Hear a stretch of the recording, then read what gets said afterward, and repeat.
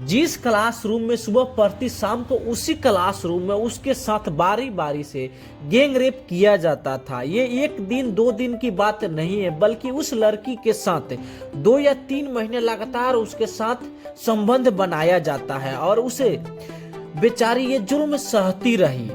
उसे ये शिक्षक गर्भ निरोधक दवाई लाकर देता था और जबरदस्ती मेडिसिन खिलाया जाता था और वह बेचारी ये जुल्म सहती रही।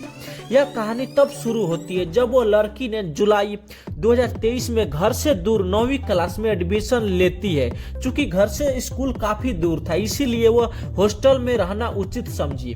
लेकिन उसे क्या पता था कि मेरे साथ जो आगे घटना घटने वाला, क्योंकि स्कूल तो विद्या का मंदिर है। जब लड़की स्कूल आना जाना करती है तो सब कुछ ठीक चलता रहता है। जैसे जैसे टाइम बीतता गया उसका नजर एक शिक्षक पर पड़ता है और शिक्षक बुरी नजर लड़की पर पड़ता है। वह बहुत दिनों से उस लड़की को गलत नजर से देखता था।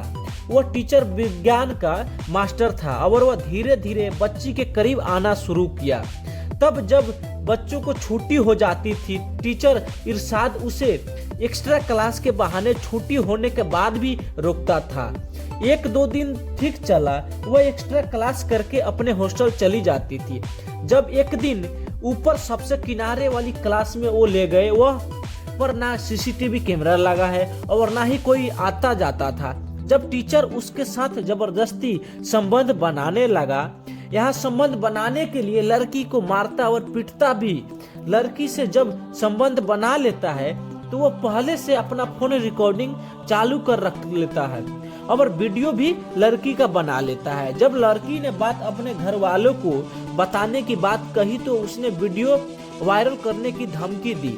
अब वो ना चाहते हुए भी घर वालों को बता सकती थी और ना इधर विज्ञान वाला टीचर डेली उसके साथ एक्स्ट्रा क्लास के बहाने रोकता था और उसे जबरदस्ती संबंध बनाता था। बात यही नहीं रुकती है, जब उसके साथ बारी बारी से संबंध बनाया जाता है, जिसमें मोइन सर, आदित्य सर और यहाँ तक प्रिंसिपल भी बच्ची के साथ दुष्कर्म करता है। अब जरा सोचो, उस बच्ची को ये सब जानवरों की तरह सैल्यूट करते थे, क्योंकि बच्ची का वीडियो ये लोग पहले ही बना लिया था। अब ये बच्ची न चाहते हुए भी किसी को ना बता सकती थी और ना ही स्कूल छोड़ सकती थी, क्योंकि सब कुछ स्कूल छोड़ने की बात करती थी तब वे लोग वीडियो वायरल करने की धमकी देता था। इसलिए वह जुल्म सहती रही। एक दिन अचानक उसके पेट में दर्द सा हुआ और वह दर्द हल्का हल्का बढ़ता गया। जब दर्द बर्दाश्त नहीं हुआ तो वह बच्ची अपने घर पहुंची। रात के समय माँ बाप अपनी 16 साल की नाबालिग बेटी के साथ अचानक थाने पहुंचते हैं। लड़की की हालत काफी ज्यादा खराब थी, वो सही से बोल भी नहीं पा रही थी। ये मामला यूपी के चित्रकूट का है। एक लड़की स्कूल में 9वीं की छात्रा थी। माँ ने पुलिस को बताया कि वो काफी रेंगटे खड़ा करने वाला सवाल था। आखिर एक बच्ची के साथ सभी शिक्षक, यहाँ तक प्रिंसिपल भी उसके साथ बारी बारी से दुष्कर्म करता है। पहले तो ये सुनकर किसी को यकीन भी नहीं हो रहा था, लेकिन बाद में जब सबको यकीन करना पड़ा। लड़की ने बताया कि दुष्कर्म करने के बाद वह मुझे पिछले गेट से भेजते थे, क्योंकि वहां पर चहल पहल कम होती थी और मैं गर्भवती न हो जाऊं, इसीलिए मुझे वो गर्भ निरोधक गोलियां खिलाते थे, जिनको खाने की वजह से मेरी तबीयत खराब होने लगी और पेट में दर्द होने लगा। अचानक तकलीफ बढ़ी और मेरी मम्मी के बार बार पूछने के बाद मैंने उनको सारी बात बताई। थाने में मौजूद थाना प्रभारी को माँ ने बताया कि शाम को मैं किचन में खाना बना रही थी, तभी बेटी की रोने की आवाज आने लगी। वो बिस्तर से नीचे फर्श पर रो रही थी। मैंने सोचा कि बेटी को लड़की वाली आम दिक्कत हो रही होगी, लेकिन ऐसा नहीं था। माँ के काफी पूछने के बाद उसने बुरी तरह से रोने के बाद जो बताया उसमें माँ के पैरों की जमीन नीचे से सरक गई। जब लड़की की माँ ने एफआईआर दर्ज लिखवा रही थी तो पुलिस बार बार कह रही थी कि जिसने भी ये काम किया है उसको कड़ी से कड़ी सजा मिलेगी। और थाना प्रभारी महिला से कहता है कि आप प्रिंसिपल का नाम हटवा लीजिए, उनका नाम बदनाम हो जाएगा। यह बात जब महिला सुनती है तो उसका खून खौल जाता है।